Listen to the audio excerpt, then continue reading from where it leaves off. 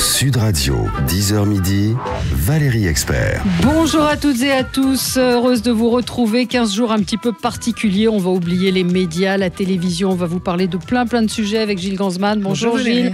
Et comme il n'y a pas que la télé dans la vie, il y a aussi les jeux de société, une émission consacrée aujourd'hui aux jeux de société. Qu'est-ce que ça ? Dites-nous, est-ce que vous jouez encore aux jeux de société ? On va faire le point aujourd'hui avec Mourad Safir, directeur régional des ventes Paris de la Grande Récré. Bonjour à vous.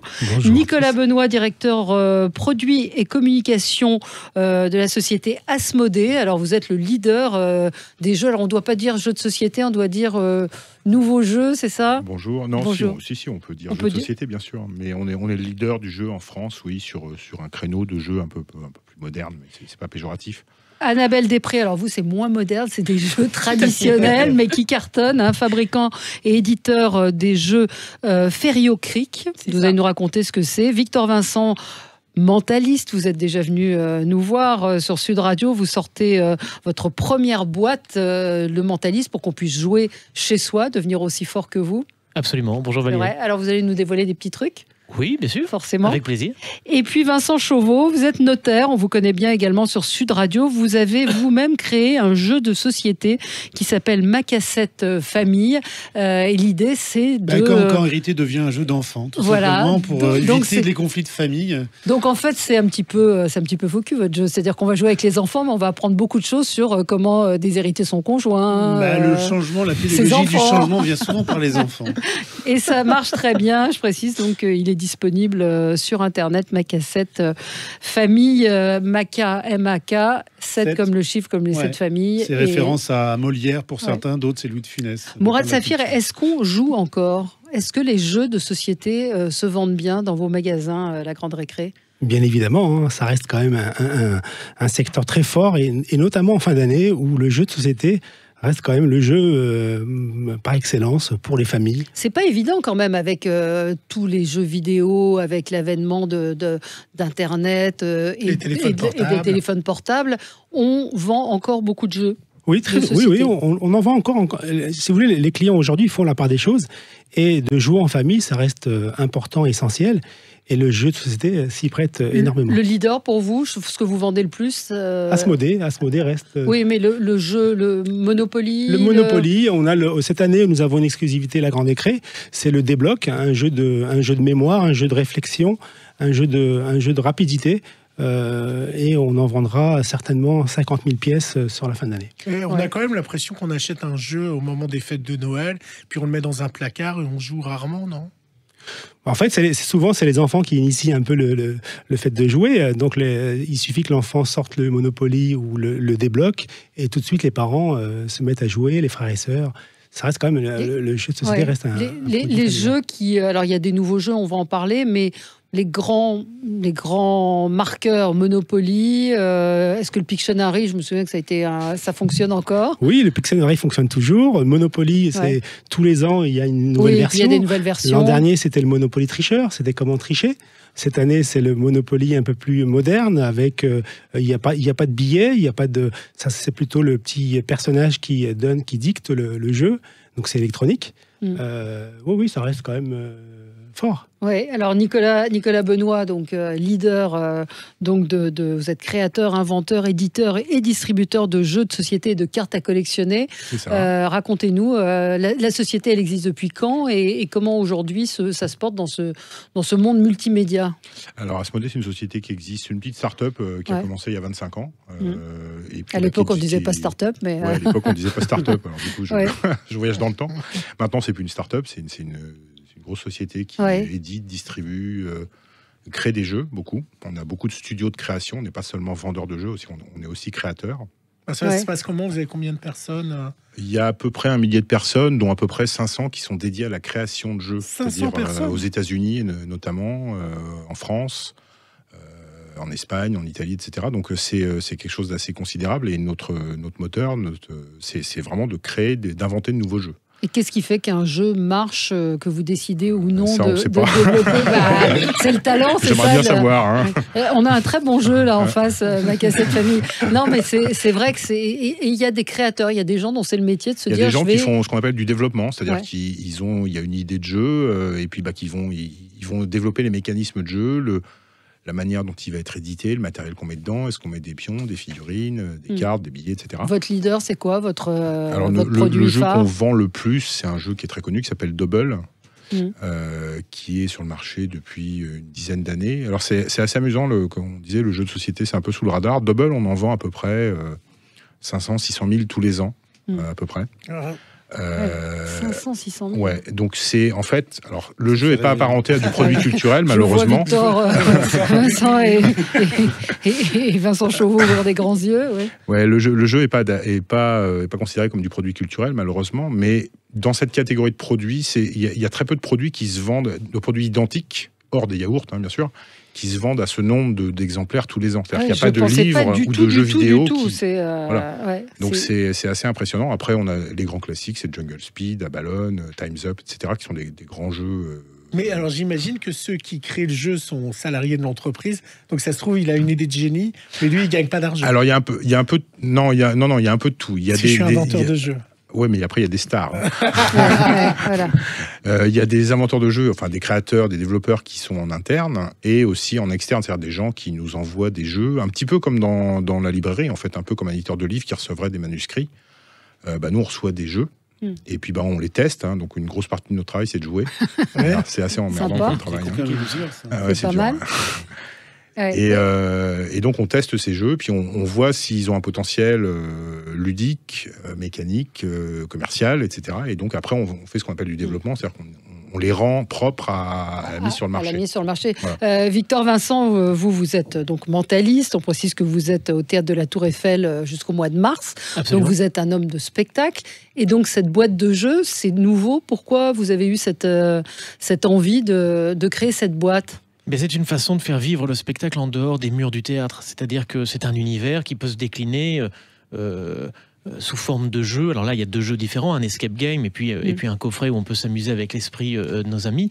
Mais le fait aussi de révéler certains secrets, ça permet aux personnes de s'intéresser un peu plus au mentalisme. Et puis c'est comme quand on va un musicien qui s'en va au concert. C'est-à-dire que quand on joue d'un instrument, on a envie aussi d'aller au concert.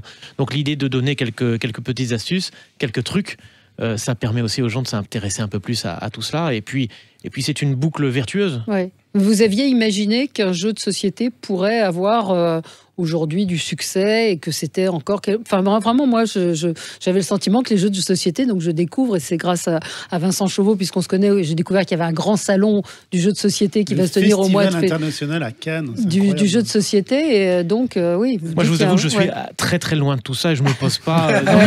Non, c'est vrai, je ne me pose aucune question commerciale. Rien du tout, c'est-à-dire que moi, c'est un prolongement Pour moi, c'est un prolongement de ce que je fais. Je suis très heureux que ça fonctionne bien. Je suis surtout très heureux de tous les retours que je peux avoir des joueurs quand on me dit on a passé une superbe soirée parce qu'on a fait ça entre amis, etc. Effectivement, les gens jouent.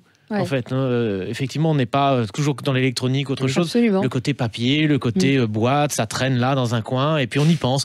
On prend, on joue, et tous ces messages que je reçois, moi, ça me fait extrêmement plaisir. Mais vous l'avez conçu tout seul? Vous l'avez créé tout seul? Alors, ensuite, ça ici, c'est une déclinaison d'un livre que j'avais fait, donc effectivement, sur l'escape game. Je dois vous avouer que je me suis fait aider, évidemment, parce que j'ai joué une fois un escape game, j'ai trouvé ça redoutable, c'était extraordinaire. Je me suis vraiment bien amusé, et je me suis dit, mais quel esprit tordu il faut avoir pour faire un escape game comme ça. Alors, je me suis amusé à faire certaines choses. Dans celui-là, on trouve ce qu'on ne trouve pas ailleurs, parfois, c'est qu'on se fait des expériences aussi à soi-même. C'est-à-dire que des moments, il faut utiliser son instinct pour essayer de s'en sortir. Et puis magiquement, ça marche. Et on comprend pas tout de suite pourquoi ça marche. Comme ça, on se fait aussi des... Couper la femme en deux, non. Après, on peut essayer ensemble, Valérie. Je suis pas certain du résultat final. Mais non, là, ce qui est intéressant, c'est que... Je vais passer voir mon notaire avant. Vous êtes pas loin. Voilà. Mais on se fait des effets aussi à soi-même. C'est-à-dire qu'on va un peu plus loin que l'escape game. Il y a des effets un peu étranges et un peu magiques qui se passent. Et entre amis, on s'amuse beaucoup aussi pour ça. Escape game, mental circus. Donc, mais vous êtes obligé de dévoiler des petits trucs quand même ou pas? Alors, dans l'escape game, c'est un jeu vraiment différent, hein, où on doit s'échapper, même si on vit aussi quelques effets. Dans le coffret, oui, il y a des expériences avec lesquelles on va pouvoir s'amuser pour rendre fou un peu ses amis. Et encore une fois, apprendre 2-3 petites choses. Oui, on va le tester. On va parler donc. Alors, il y a effectivement des choses aussi qui se font en France, et c'est ce qui se fait chez vous, Annabelle Després, donc avec la marque Jeux Ferio Cric. C'est une société qui est située à Mussy-sur-Seine dans l'Aube. Vous êtes éditeur fabricant français de jeux de société, donc vous fabriquez vous ces jeux et ces mallettes. Oui, on les fabrique. On a en fait une gamme de jeux à notre propre marque, à la marque Ferio Cric. Donc c'est des choses très traditionnelles, typiquement la mallette avec le nain jaune, le nain jaune, les petits chevaux, le jeu de loi, les dames, et aussi des coffrets de magie. Et on a également une autre partie de la société où on fait du jeu sur mesure pour des auteurs de jeux, comme on a fait pour Vincent par exemple, voilà, des auteurs de jeux qui nous contactent et qui souhaitent s'auto-éditer. Pour voir ce que ça donne leur jeu. Donc ils nous expliquent leur projet, on les conseille sur les matériaux à employer, les formats plus intéressants que d'autres. Et puis il y a beaucoup de sociétés en France, comme la vôtre, où vous êtes on est le seul fabricant français de jeux de société. On est le seul. Voilà. Et quand Vincent Chauveau est venu vous voir, vous avez réagi comment ? Bien. Après, j'ai l'habitude de recevoir des clients, mais voilà, c'est un jeu très sympa sur un domaine bien particulier, bien spécifique, qui est assez peu traité. Très peu traité, voire pas traité du tout. Mais voilà, Vincent l'a abordé de manière très ludique et très sympathique, notamment avec des graphismes plutôt novateurs dans le domaine. Ma cassette famille, donc vous êtes notaire, d'un seul coup, on se dit, tiens, je vais faire un jeu de société. Il y a bien le docteur Maboul pour les médecins, il était peut-être temps de créer un jeu pour les notaires. On n'a pas forcément une image très bien valorisée, alors qu'on est dans le quotidien des Français. Et les questions sont les mêmes. Tous les Français ont les mêmes problématiques de famille, et on apporte des solutions. Et finalement, au lieu de se répéter, je me suis dit, pourquoi pas l'écrire ? Et l'écrire avec mes enfants. Et donc, j'ai écrit ce jeu avec mes enfants, véritablement, pour que ça puisse comprendre. Et d'ailleurs, je crois que c'est vous, Valérie, qui m'aviez dit qu'il faut s'adresser aux gens comme s'ils avaient 9 ans, pour que tous les Français comprennent. Et donc, j'ai essayé de vulgariser le propos de l'héritage par des mots d'enfants de 9 ans. Et ça marche. Ça marche. Ça vous a surpris d'ailleurs le nombre de ventes, vous pensez pas ? On a été, première commande, premier lot, on a été en rupture de stock très rapidement. Là, on est rendu à la fin de la deuxième série. Puis moi, je suis un tout petit dans le jeu, mais le tout petit pour moi est grand. C'est une grande surprise, quoi. Donc j'espère pour 2020 être dans les catalogues de vos grands magasins. Vous trouvez des grands distributeurs, d'éditeurs comme Asmodée. Je vous cache pas que j'en ai un deuxième qui est en cours de fabrication. Mourad Safir, c'est un secteur pour, par exemple, la grande récré qui est porteur. Et vous pensez que l'avenir va continuer à voir se développer les jeux de société ? Oui, bien sûr, bien évidemment. On parlait juste un instant d'Asmodée. Asmodée, moi j'ai connu Asmodée en 97-98, lancé leur premier jeu. On était la première marque partenaire à les accompagner. Aujourd'hui, Asmodée, c'est une grande entreprise. Bon, on souhaite la même chose à ma cassette. Alors, si j'ai peut-être pas l'ambition, mais en tout cas, c'est un doux rêve. Sincèrement, c'est même étrange. Mon fils, qui a 9 ans, quand je lui ai sorti la boîte, il m'a dit, c'est pas vrai, papa. T'es allé au bout du délire. On peut y arriver, quoi. Le possible. Comment vous choisissez les jeux que vous distribuez ? J'imagine vous le faites un an avant. Comment vous dites là pour ce Noël 2019, là on va miser sur tel ou tel jeu ? En fait, Noël 2019 a été décidé en février 2019. Donc bien en amont, avec le salon de Nuremberg en Allemagne. Ensuite, il y a plusieurs salons. Et pour le jeu de société, effectivement, il y a le salon de Cannes. Qui est très important. Alors comment on décide, comment on choisit, c'est aussi l'acheteur qui s'occupe de sa sélection, et aussi des rencontres. Souvent, c'est des rencontres entre deux stands. Moi, j'ai connu alors j'ai plus le nom de ce fournisseur-là, mais il n'avait pas de stand, il n'avait pas les moyens d'avoir un stand. Il avait son petit jeu et il nous l'a proposé entre deux stands et on l'a pris, on l'a aidé. Alors le succès n'était pas au rendez-vous, mais on a accompagné cette personne-là. Est-ce qu'on achète les mêmes jeux de société ? Parce que vous représentez les ventes de Paris, mais est-ce que la Grande Récré voit des ventes différentes suivant qu'on est en province ou à Paris ? Bien sûr. On n'achète pas les mêmes jeux ? Alors, les jeux, on parlait de la marque Ferio et les jeux traditionnels, on peut les vendre partout en France. Après, il y a des jeux plus spécifiques, bien évidemment. Des jeux plutôt qu'on va vendre à Paris et un peu moins à Marseille, par exemple. Comme quoi, par exemple? Alors, comme ça, j'ai pas. Mais ce qui fonctionne bien et ce qui revient vraiment, ce qui a fait aussi la force d'Asmodée, c'est ces jeux pour ados-adultes. Un peu, on appelle ça aujourd'hui, il y a aujourd'hui à Paris des bars à jeux, où les ados adultes jouent aux jeux, et je pense qu'Asmodée a fait partie des... Oui. Nicolas Benoît, vous avez été obligé, l'évolution des jeux de société et de la société fait que les jeux de société se sont adaptés justement à une nouvelle génération. On est passé de l'enfant, traditionnellement, il y a 20, 30, 40 ans, le jeu de société, c'était un truc pour les enfants. Quand on était grand, on jouait plus. On allait au casino, mais c'est pas le même jeu. C'est pas le même truc. Et en fait, il y a l'idée du jeu, l'idée de jouer, c'est répandue sur une population adulte depuis une vingtaine d'années. C'est-à-dire que maintenant, il y a des gens qui ont 40 ans, 50 ans, 30 ans, qui jouent à des jeux de société.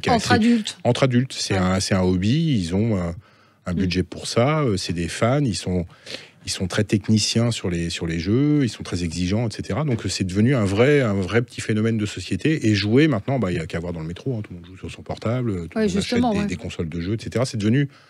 Jouer, c'est devenu quelque chose de normal, c'est plus un truc de gamin. Mais encore une fois, moi je suis très étonnée de tout ce que j'entends, parce que je pensais que les gens ne jouaient plus que sur leur portable. Non, justement, c'est le contraire, c'est qu'on se coupe du portable. Oui, moi, là, quand c'est je joue l'inverse. avec mes enfants, c'est que au moins, papa, il n'est pas sur son téléphone. Quand on est geek, on est tout le temps sur son téléphone. Mais au moment de jouer, si on veut gagner, il faut se couper.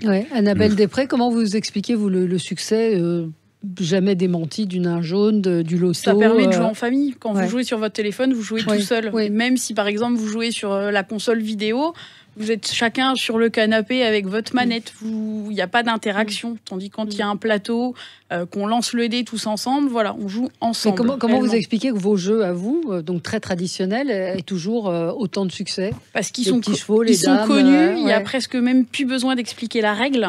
On sait tous jouer au nain jaune, on sait tous jouer aux petits chevaux. On peut tous jouer, qu'on ait 4 ans, 20 ans, 40 ans ou 70 ans. On peut tous se réunir autour d'un jeu traditionnel. Qui a inventé les petits chevaux?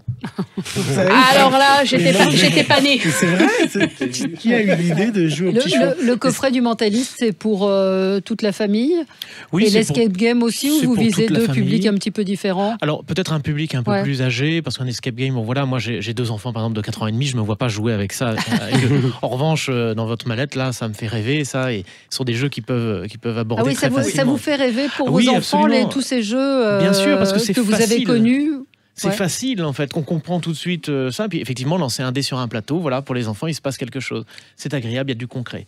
Et comme tous les magiciens, vous avez démarré avec une boîte de magie. Si on a une boîte de magie de 150 euros, figurez-vous c'est ça qui vous a donné l'idée. Évidemment, j'en ai eu une quand j'étais enfant. Je l'ai attendue très longtemps. Et là, je vois qu'il y en a une qui est faite par Pascal Romano, qui est un spécialiste de tout ça, qui est très bien. Et puis je vois tout de suite que la mallette est très jolie, elle est très bien faite. On voit que voilà, il y a la petite balle en mousse, il y a tout ce qui vous, c'est vous qui l'éditez, hein. Oui, c'est ça.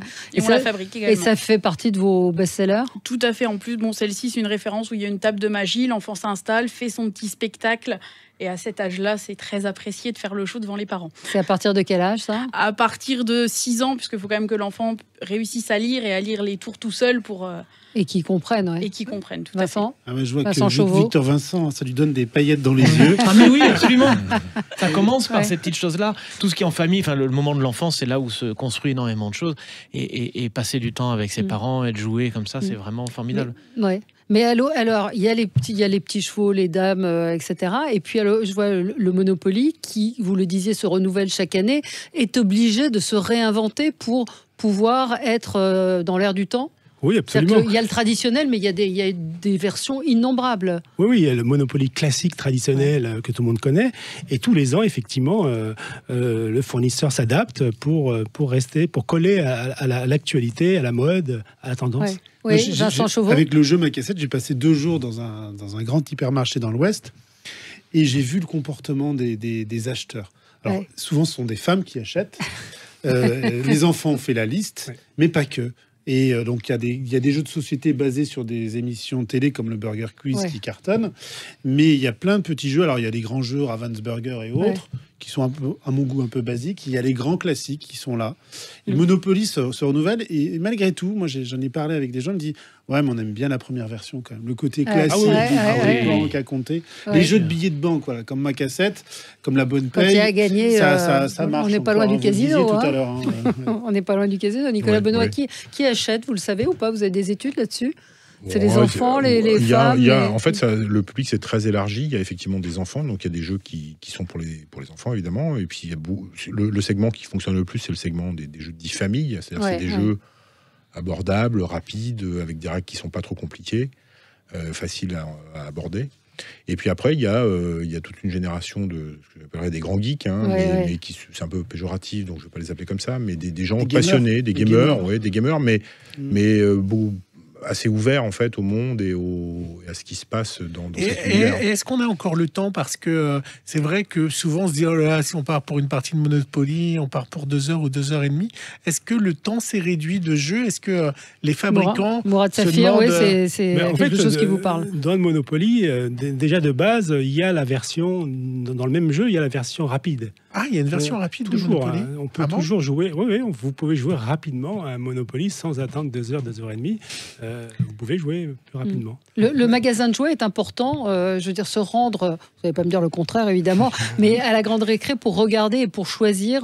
On découvre des jeux, c'est un petit peu ce que disait Vincent Chauveau, c'est-à-dire qu'on n'arrive pas forcément en se disant je vais acheter le Scrabble, le Monopoly ou le Trivial Pursuit. Vous voyez comme je suis old school. Oui, à la grande récré, vous pouvez venir et vous pouvez découvrir des jeux, des jouets, des nouveautés, des jouets qu'on ouvre pour le client. On fait des séances de découverte, on explique un peu les nouveautés. On peut aussi sortir des jeux plus classiques, plus traditionnels, et les enfants les découvrent, les parents se rémémorent leurs souvenirs. Donc bien évidemment que venir à la grande récré, venir dans un magasin de jouets, ça donne des idées, et en plus de la liste, souvent les enfants... On achète encore autre chose. Absolument. Allez, on se retrouve dans un instant. Il reste quelques heures avant Noël. Si vous avez encore des courses à faire, pensez aux jeux de société. À tout de suite sur Sud Radio. Sud Radio, 10h midi, Valérie Expert. Dernière ligne droite avant Noël, on a laissé les médias de côté avec Gilles Gansman pour vous parler de petite lettre pour Noël. Voilà, j'ai été sage toute l'année. Ça, c'est pas sûr. Non, vous trouvez pas? On parle jeux de société. Ils se vendent très très bien et on en parle avec Vincent Chauveau, notaire. Vous avez créé votre propre jeu de société, Ma Cassette Famille. Moi, je joue tout seul avec moi-même. Non, mais vous l'avez créé. Voilà, vous l'avez inventé, imaginé. Et je salue votre inventivité, votre créativité. Anaëlle Després, qui est à côté de vous, est fabricante et éditeur des jeux Ferio Creek. Et donc, vous inventez et vous créez. Et ce sont les dernières sociétés en France qui fabriquent des jeux de société. Victor Vincent, mentaliste. Je précise que vous êtes jusqu'au mois de mars. Vous allez me dire au théâtre de la Tour Eiffel. Donc, pour des spectacles de mentalistes avec Mental Circus. Et vous sortez donc la première boîte du mentaliste et puis un escape game. Mourad Safir, directeur régional des ventes Paris de la Grande Récré, et également avec nous Nicolas Benoît, directeur produit et communication des jeux Asmodée, société donc qui crée, invente, distribue des jeux de société, des cartes à collectionner. On va parler des nouveautés. Alors peut-être avec vous, à la Grande Récré, qu'est-ce qui a marqué l'année 2019? Quels ont été vos best-sellers? Alors là, je vous ai ramené un exemplaire de Débloc, une exclusivité à la Grande Récré avec 60 défis exclusifs où vous devez rapidement, avec un jeu de logique, faire une combinaison de jeux.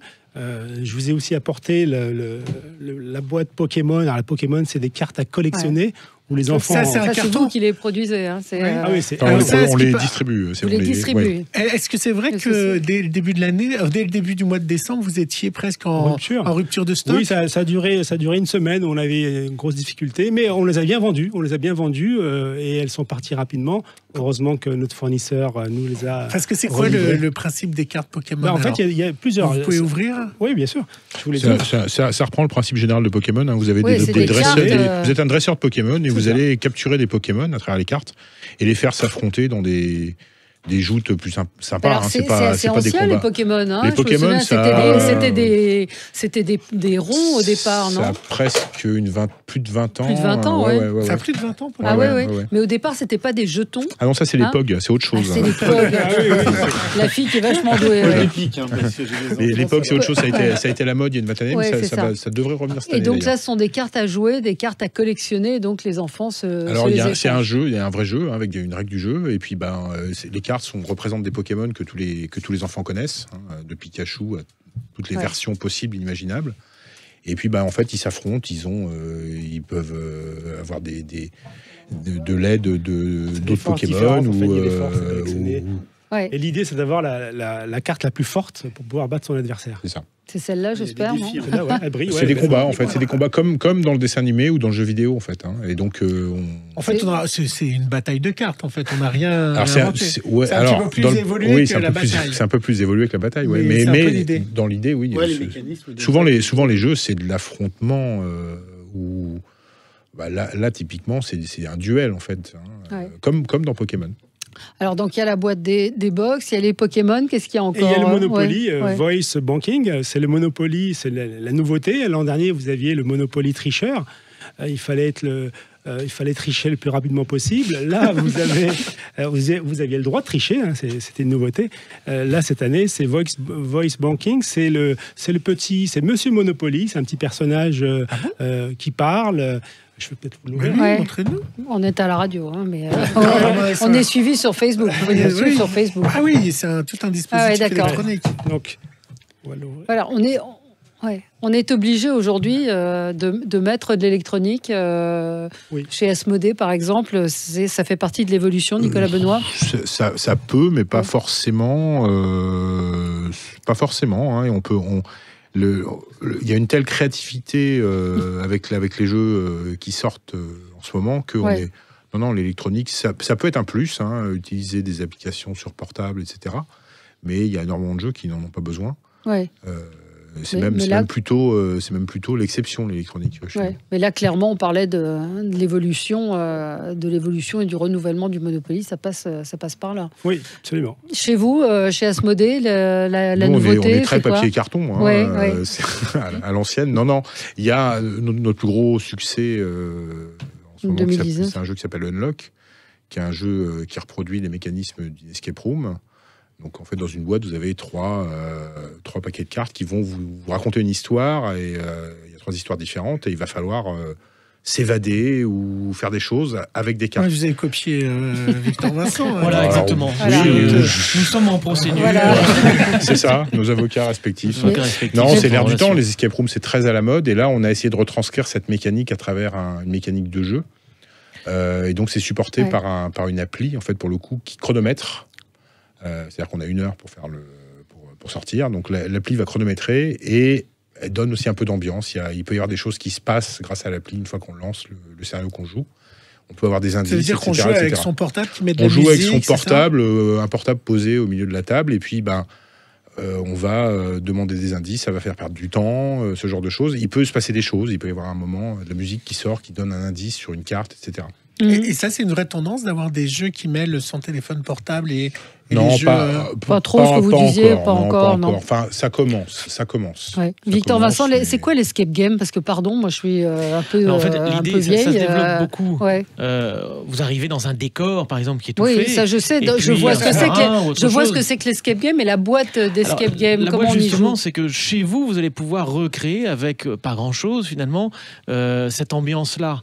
Et de plonger un peu vos amis dans un peu comme un maître du jeu ou autre chose. Vous voyez, des enveloppes que l'on cache un peu chez soi. Il y a des bouts d'affiches, il y a des cartes, il y a plein d'explications comme ça. Et chez soi, on peut recréer, on peut allumer une petite bougie, on ferme les portes, on cache quelques enveloppes. Et puis, on est parti pour un défi avec, là, vous tenez des affiches qui sont très jolies. Si vous nous suivez sur le Facebook, les dessins sont très beaux. Où est-ce que vous êtes D'accord. Mais on plonge dans une ambiance, en fait. C'est ça qui est important. Et on a aussi quelqu'un qui est là pour diriger la partie et plonger, en fait, ses amis, comme dans un film, dans une ambiance qui est très forte. Et puis va s'amuser un peu avec leur esprit. Voilà, révèle le passé, éclaire le présent, prédit l'avenir. Ça, c'est là où il y a les couteaux même derrière. Ah oui, oui, un petit côté comme ça. Non, là, il n'y a pas d'assassin ou autre chose, mais il y a beaucoup de défis. Nous avons plusieurs personnages dans ce lanceur de couteaux. Ça veut dire qu'on lance des couteaux. Oui, voilà, vous prenez les couteaux avec les enfants, c'est très ludique, c'est très amusant. Vous coupez la femme en deux. Évidemment non, mais ça raconte. Nous sommes dans un cirque infernal. Nous avons un lanceur de couteaux. Il y a des illusionnistes, il y a Madame Irma, il y a plein de gens comme ça. Ça permet en plus de redécouvrir un univers. Absolument. Qui est celui de la, enfin peut-être pas de la fête foraine, mais en tout cas des freak shows, ces de ce genre de choses. Show, ouais. Absolument. L'escape game, grosse tendance aussi chez vous quand même. Oui, Unlock c'est un très très très gros succès. C'est un jeu qui se vend énormément. On en est à la septième boîte. Ouais. Et donc ça, on en sort 3 par an. C'est donc vraiment quelque chose qui marche très très fort. Et le deuxième jeu qui marche bien chez vous? Après, je vous en ai parlé tout à l'heure, il y a Double, Jungle Speed, etc. Mais dans les jeux intéressants que je vais appeler modernes, encore une fois, ça n'a rien contre les autres jeux. Il y a un jeu qui s'appelle Les Aventuriers du Rail, qui existe depuis une vingtaine d'années, qui est un des grands marqueurs du jeu de société dit moderne, parce que c'est un jeu qui se joue en famille, qui est simple d'approche, qui est assez... C'est quoi le principe? Qui a sa propre logique, qui est très intéressant à jouer.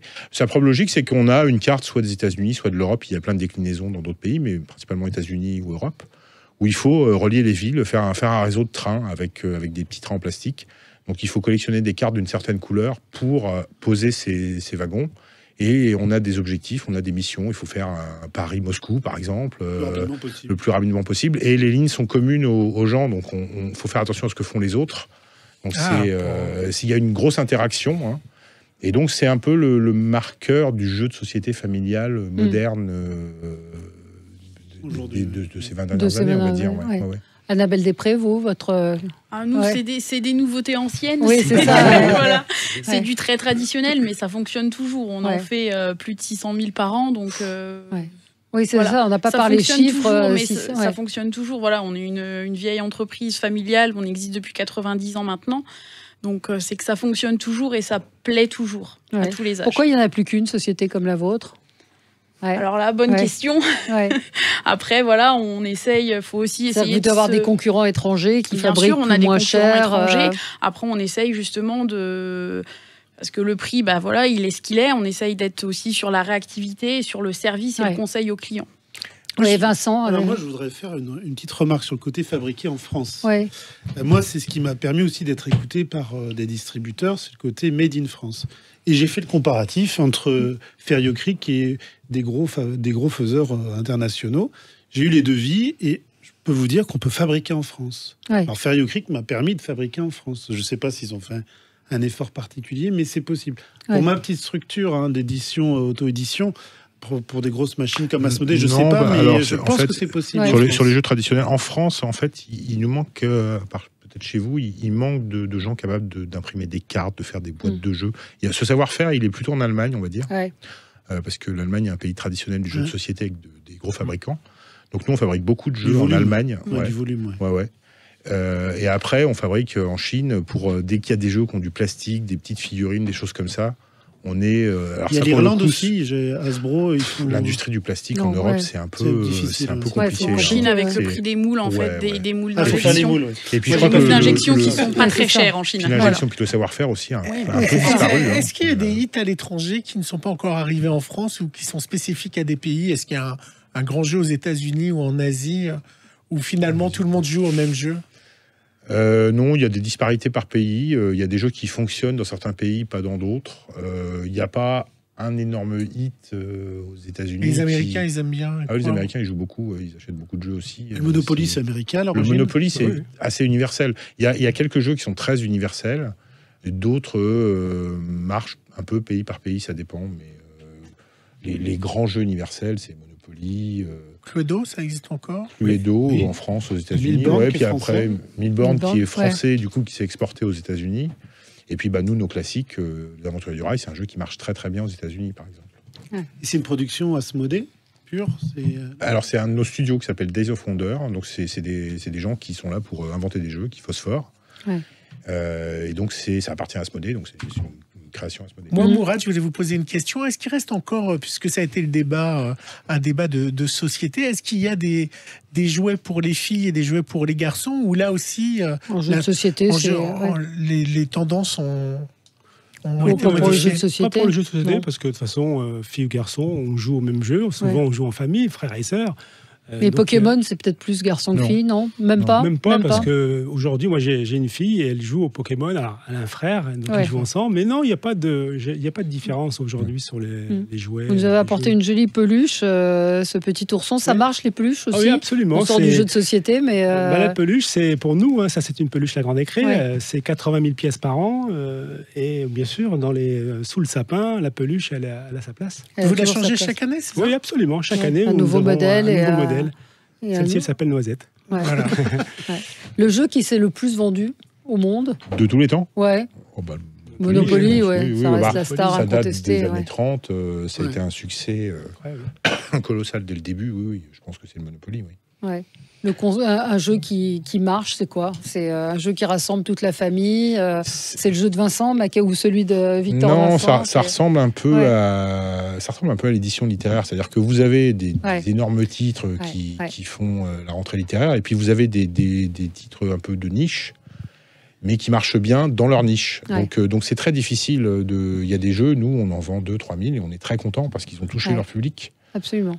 Il y en a d'autres, c'est plus de 100 000 pièces, 200 000 pièces, 300 000 pièces, et chacun a un public différent, un réseau différent, donc c'est difficile à dire. Début d'un succès, c'est 2-3 000 en volume.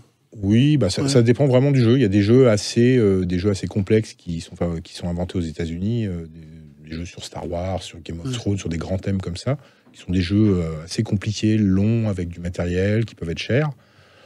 Quand on vend ces quantités-là, on est très content, parce qu'on a touché tous les gens qui pouvaient l'acheter et qui pourront y jouer.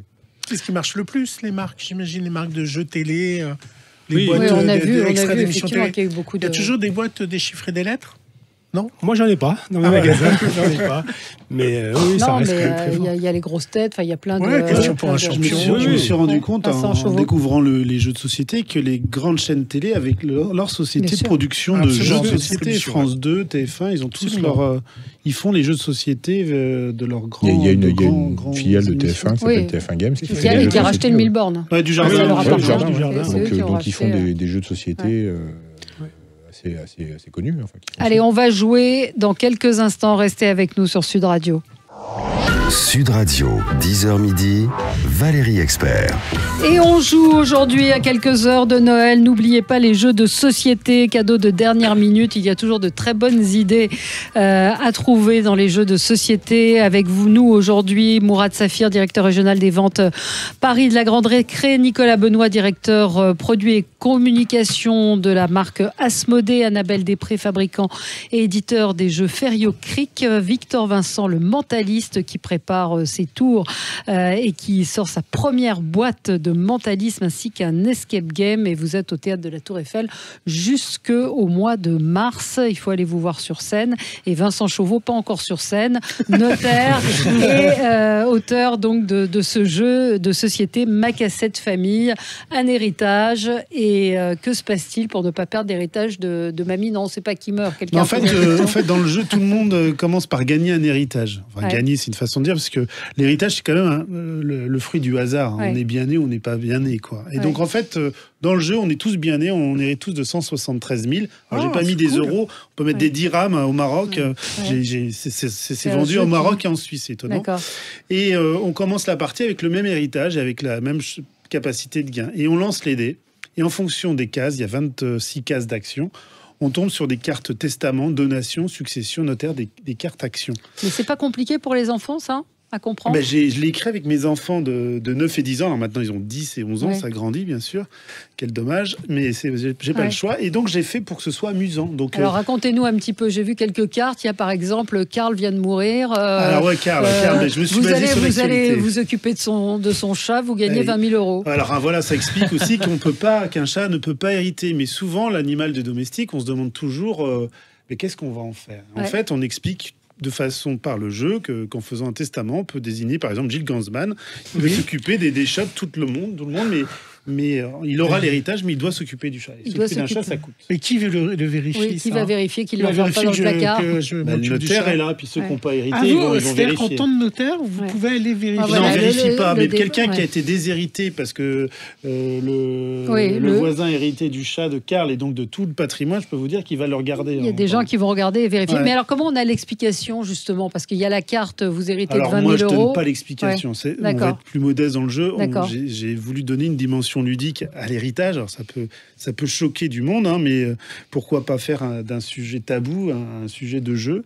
Et donc, il y a des cartes testament, notaire, succession, donation. Voilà, il y en a une. Alors, vous devez fleurir la tombe de votre grand-mère chaque année durant 30 ans, payer 6 000 euros. 6 000. Alors, on paye 6 000 et donc on met les 6 000 sur la cagnotte. Je perds un peu de mon héritage. Mais en fait, on se rend compte qu'on perd beaucoup d'héritage au premier tour. Mais qu'on peut en gagner avec... Et on peut se refaire parce que rien n'est figé dans la vie. On peut tout perdre et tout gagner. Même, vous voyez, à 7 cases du final, il y a la case fatale. Tout ton héritage va à la cagnotte. Et alors ça, je vais vous dire, mon fils, j'ai fait une partie avec lui. Il avait 1,5 million de billets. Ça, c'est les impôts, non? C'est ça? Non, mais c'est qu'il m'a dit, mais papa, je perds tout, mais c'est possible dans la vie. Je dis oui, parce que hériter, il y a un savoir-faire aussi. Victor, moi, j'ai vu des gens perdre beaucoup. Et des cartes aussi. Impôt succession, payer 50 000. Oui, ben voilà, c'est formidable. C'est formidable. Alors si, par exemple, carte donation, notaire, vous avez trop reçu en donation, vous devez reverser à la succession 50 000 en banque. Mais ma belle-sœur m'a dit, ah bon, ça c'est possible. Oui, je veux dire, ça ouvre le débat. Vous êtes vendu avec la carte ou pas? Parce que non, en fait, il y a bien quand même dans la règle, si vous ne comprenez pas une carte ou une case, appelez votre notaire. Quoi. Mais c'est assez market quand même. Victor, vous avez trouvé une carte intéressante? Oui, voilà, là je viens d'hériter d'un lustre d'une valeur de 1000, mais qui a été vendu 0. Donc voilà. C'est il y a aussi des cartes, vous héritez du train miniature du grand-oncle, valeur sentimentale. Et on se rend compte que dans les familles, ils se déchirent souvent pour l'élément souvenir. La valeur sentimentale, ça vaut à la fois rien du tout et beaucoup. Et le beaucoup, finalement, c'est... Moi, j'ai vu des familles se déchirer pour un crayon. Un crayon, ça se partage pas, quoi. Ah oui, non, ça c'est sincèrement, on touche à des ressorts, à des mécanismes...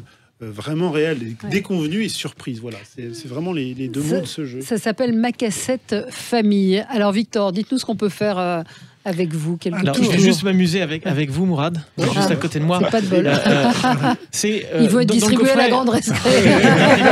Absolument. Je vous prends 10 000 jouer quelque chose d'important. Vous allez prendre une pièce. D'accord, une pièce de 2 euros. Vous la mettez dans votre dos, s'il vous plaît, avec vos deux mains. Vous mettez la pièce dans l'une de vos mains et vous mettez vos mains de cette manière face à moi.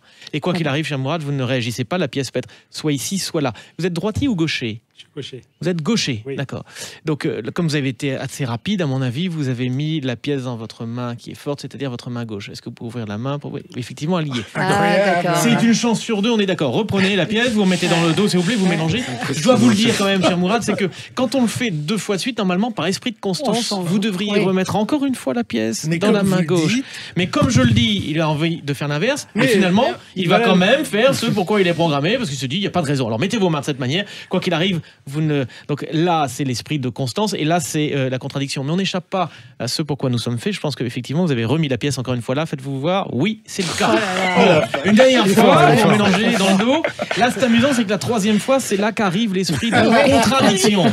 C'est au moment où on s'y attend le plus. C'est ça qui est amusant. Alors, vous remettez vos mains comme ça, donc vous ne réagissez pas. Soit c'est remis là, soit c'est de ce côté-là. Ici, soit la main gauche, soit la main droite. C'est exactement. Donc normalement, ça c'est l'esprit de contradiction, c'est de l'autre main. Mais je crois qu'en fait, je m'adresse à quelqu'un qui joue beaucoup, vous voyez, qui joue vraiment beaucoup et qui aime jouer, qui est un très grand joueur. Et je pense que la pièce n'est pas là, ouvrez. Et je crois qu'elle n'est pas là non plus. Voilà, elle n'est nulle part. Vous l'avez mis dans le dos déjà. C'est ça, dans le dos. Bravo. Voilà. Je récupère mes 2 euros quand même. Et ce qu'on va faire, cher Mourad, c'est que même pas. C'est que évidemment, après cette expérience-là, vous allez distribuer tout cela à la grande récré. Oui, là, c'est dans la boîte, par exemple. Ça, c'est un tour qu'on peut. On explique toujours des choses qu'on peut faire facilement avec, par exemple, une pièce de monnaie ou avec un verre ou avec un jeu de cartes. Alors, dans la boîte, il y a un jeu de cartes, il y a des enveloppes, il y a plein de choses. dedans. Mais si vous avez besoin de petites choses supplémentaires, ce sont toujours des choses que l'on trouve un peu autour de nous. Et là, l'idée de ce coffret, le coffret du mentaliste, c'est qu'on a des petits défis. Donc on prend une carte en moins de 2 minutes. On apprend une expérience de mentalisme et on va aller le faire aux autres. Et tout le monde, en fait, apprend quelque chose et se le présente pour draguer, les uns après les autres. Et pour draguer, c'est formidable. Je le dis, je le répète constamment. Ces soirées se terminent toujours d'une bonne manière. Non, mais simplement, c'est que voilà. Donc ça, c'est pour le coffret. Et pour l'escape game, c'est un peu différent. Donc c'est évidemment l'idée de sortir là d'un cirque infernal dans lequel nous sommes enfermés, où on va rencontrer des gens qui font des choses incroyables, donc des illusionnistes, des mentalistes, des personnes qui se font passer pour des médiums ou un lanceur de couteau ou autre chose. Et il faut sortir de tout ça. Et on va aussi faire quelques petites expériences qui vont nous étonner aussi. C'est-à-dire qu'au-delà des expériences et des énigmes que l'on arrive à résoudre, eh bien, on se fait aussi à nous-mêmes des effets et c'est assez déroutant. Et ça, c'est ce qu'on ne trouve pas dans les autres escape games. C'est qu'il y a une sorte d'interaction comme ça, comme s'il y avait un autre illusionniste qui était là, mais qui n'est pas là et qui nous fait quand même des expériences et pour lesquelles nous sommes réellement bluffés. D'ailleurs, il y a beaucoup de personnes qui s'arrêtent à ce moment-là en se disant mais attendez, c'est pas possible, comment ça marche?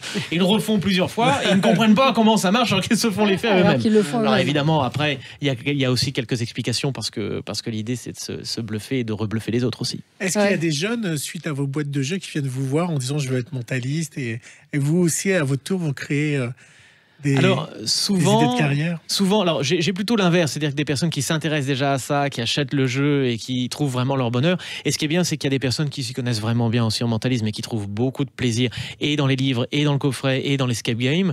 Ça, c'est bien. Après, oui, il y a beaucoup de gens aussi qui viennent voir le spectacle, qui se disent voilà, j'aimerais bien faire ça, ça m'intéresse. Et ça, c'est formidable de pouvoir pas forcément créer des vocations, mais au moins que les gens puissent s'amuser. On est là pour ça aujourd'hui, on parle du jeu. La pièce de monnaie, ça marche à tous les coups? La pièce de monnaie, ça marche. Alors vous avez une chance sur 2 la première fois. Pour faire 2 fois, c'est une chance sur 4, une chance sur 8, fois 2, fois 2, fois 2. C'est déjà arrivé que ça rate?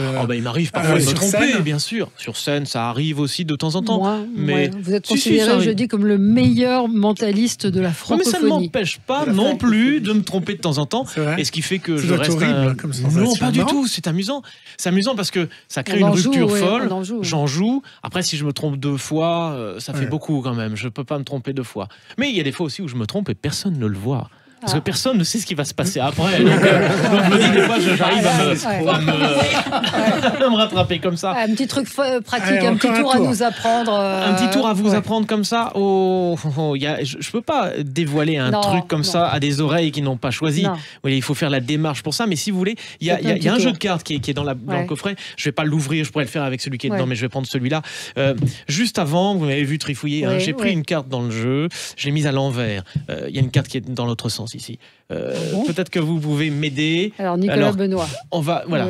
Est-ce que vous pouvez me donner une valeur de carte, rouge ou noir? On garde ce que vous voulez. Qu'est-ce que l'on garde, le rouge ou le noir? On garde le rouge. On garde le rouge. Qu'est-ce que vous préférez, mademoiselle? Gardez quoi, le cœur ou le carreau? Sachez que normalement vous devriez garder le cœur parce que vous êtes une femme de cœur avec les jeux que vous faites, avec une maison qui a plus de 90 ans d'histoire familiale. Donc elle va choisir le carreau par esprit de contradiction. Probablement. Non, mais je vais choisir le cœur quand même. Mais vous choisissez le cœur quand même. C'est exactement comme ici. En fait, on ne peut pas échapper à tout ça. Si je vous demandais une carte là, vous allez probablement, cher Vincent, me dire une figure, probablement la dame de cœur. Ou, comme vous êtes un homme, le roi ou le valet. Ce qu'on va faire, c'est qu'on va prendre le roi, valet, dame, on va mettre tout ça de côté et on va garder simplement de l'as au 10. De l'as au 10. Quelle carte vous ferait plaisir? Quelle carte vous ferait plaisir? Oui, vous allez dire le 7, mais... Vous faites ça pour me contrarier? Non, je sais pas. Ok, je vous montre juste C'est la première carte qui m'est venue dans la tête. D'accord, l'as de cœur. D'accord. Je vous montre juste quelque chose. Dans les cartes ici, alors je vais juste étaler les cartes tout doucement. Si je fais quelque chose d'étrange, vous pouvez me taper parce que vous êtes tout près de moi. Il y a une carte qui est à l'envers dans le jeu, une et une seule. Cette carte... C'est une carte rouge, c'est du cœur et c'est précisément l'as de cœur. La carte que vous avez choisie. Alors, incroyable. Cela on vous confirme. Alors c'est auditeur de Sud Radio, on vous confirme. Moi, je suis officier ministériel, donc j'atteste. Incroyable. Ah oui, très bien. En plus, vous êtes assermenté. Voilà, donc très bien. Parfait. Nous ne sommes pas compétents. Mais ce qui est amusant, c'est ça. C'est essayer de créer un peu la rupture. Et ça, c'est de la magie ou du mentalisme? Alors, c'est un mélange de plein de choses, évidemment. Et dans le coffret, il y a tout ça. C'est-à-dire que l'idée, c'est pour que tout le monde puisse s'amuser très rapidement, il y a des choses psychologiques et puis il y a aussi des astuces qui permettent d'avoir, bien sûr, des résultats extrêmement rapidement.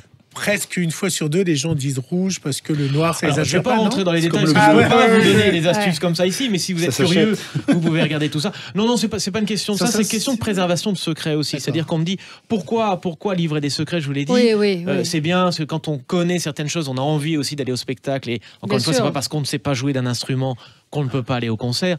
Mais néanmoins, je ne peux pas dire à des oreilles comme ça qui n'ont pas choisi de connaître les secrets, ces secrets-là. Il faut vraiment faire la démarche. Il n'y a absolument rien de commercial là-dessus. C'est vraiment une démarche à faire. Ouais. Quel est le tour de votre spectacle qui impressionne le plus? Est-ce qu'on peut le raconter ou... Oui, on peut le raconter parce que je raconte l'histoire d'un lanceur de couteau dedans et ça m'impressionne moi aussi parce que je prends un petit risque là-dessus. C'est une sorte de petite roulette russe aussi. Donc pour l'instant, ça se passe plutôt bien. Je me suis pas blessé, mais voilà, il y a des petites choses comme ça qui sont un peu amusantes. Mais moi, ce qui me bluffe toujours, c'est en fait le public, parce que c'est un spectacle interactif où tout le monde participe et la matière première sont les gens qui montent sur scène et leurs réactions souvent me bluffent. Mais vraiment, parce qu'ils sont d'un naturel, d'une gentillesse incroyable. Moi, je fais en sorte, bien sûr, que toutes les personnes qui montent sur scène se sentent bien. Et comment être sûr que c'est pas un complice? Les gens sont choisis un peu au hasard. Puis après, vous savez, même quand je choisis, j'utilise souvent un ours en peluche que je jette dans la salle, ou un chapeau que je jette dans la salle, etc. Mais certaines personnes se disent non, mais là, il est complice. Vous avez un chapeau télécommandé, vous le mettez là où vous voulez, etc. Bon, je pense qu'au bout d'un moment, on ne peut pas. Faut faire pas trop confiance, prouver, voilà, c'est tout. Après, si j'avais des complices à chaque fois, ça me coûterait énormément, très très cher. Puis mes secrets seraient vite éventés. Mais je peux pas empêcher certaines personnes de penser le contraire. Mais vraiment, on vient pour avoir des paillettes dans les yeux. C'est plus vraiment la question. C'est que dans le spectacle, il y a du mentalisme, mais il y a des histoires, il y a une narration, il y a une ambiance. On rentre dans ce spectacle comme dans un film. Il y a des émotions, il y a tout ça. Et puis en fait, je pense qu'on s'en fiche un peu de savoir comment les choses fonctionnent. Mais c'est se laisser porter, c'est se laisser son porter. âme d'enfance. Exactement. Alors, le jeu, donc, on peut acheter l'escape game, on peut acheter la boîte, le coffret du mentaliste. Absolument. Voilà. Il y a le jeu de Vincent Chauveau, Ma cassette famille, donc qui s'achète dans certains magasins, mais plutôt sur Internet. Pour l'instant, sur le l'année site. prochaine, peut-être à la grande récré. Je sais pour Noël, ça risque d'être un petit peu. On va fermer le studio. Un petit peu court. Anne-Appel Després, merci d'avoir été avec nous et de faire vivre la qualité française et la tradition donc pour les jeux Ferio Creek. Nicolas Benoît, directeur produits et consommation pour Asmodée, donc le principal aujourd'hui, un des principaux éditeurs fabricants français de jeux de société traditionnels. Non, ça c'était pour Ferio Creek. Vous êtes distributeur de jeux de société et de cartes à collectionner. Vous faites un petit peu tout. Merci. Et puis Mourad Safir, directeur régional des ventes Paris de la Grande Récré. J'ai envie de dire ce que je dis pour les libraires. Quand je n'achetais pas sur Amazon, allez chez vos libraires, allez aussi dans les magasins de jouets, parce que ce sont des endroits qui nous ont fait rêver, qui pour ceux qui y vont encore, moi j'ai plus d'enfants en âge pour acheter des jouets, mais ce sont des magasins qui ferment. Toys R Us a fermé un certain nombre de magasins, donc c'est important d'aller parce qu'il y a le conseil et puis parce que ce sont des endroits qui ne doivent pas disparaître. Donc que ce soit Jouet Club, la Grande Récré, Toys R Us, allez acheter vos jouets en magasin. Merci. Vincent Chauveau, Gilles Gansman. Merci, et Valérie. puis quelques heures avant Noël, pensez aux jeux de société. Merci à vous. Au revoir, Et joyeux Merci. Noël. Et joyeux Noël.